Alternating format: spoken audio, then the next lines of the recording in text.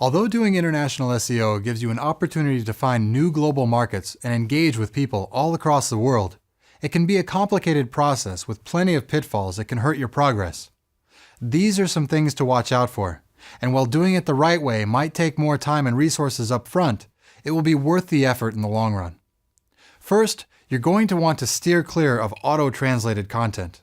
While auto-translation technology has improved a lot over the years, it's still not nearly as good as a competent human translator that can truly interpret and craft a message that gets the point across in a way that's appropriate to a region and a culture.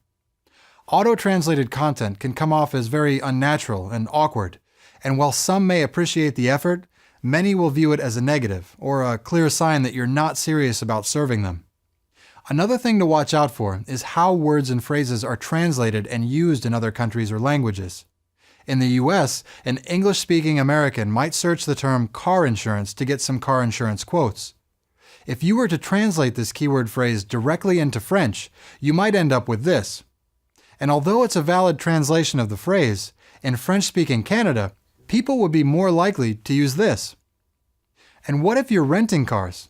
If the English version of your site is talking about car rentals and you decide to expand to the UK, you better know that in London you can hire a car just as easily as rent one.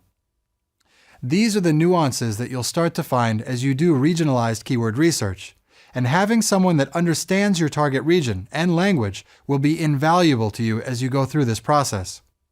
Next, don't fall into the trap of just translating whatever you can whenever you have time and slapping it up on your pages. While mixing languages on a single page is really confusing to a search engine, even separate pages within an unclear structure can hinder the search engine's ability to find and understand your content. Take the time to plan out your regionalized versions of your website and develop clear navigation that will help search engines correctly group your content by language and region. You can further help the search engines by using metadata to define language and location targeting. And spending the time and resources to go through these steps will ultimately help your international search engine visibility. Last, make sure that you really internationalize your site for the audience you're targeting.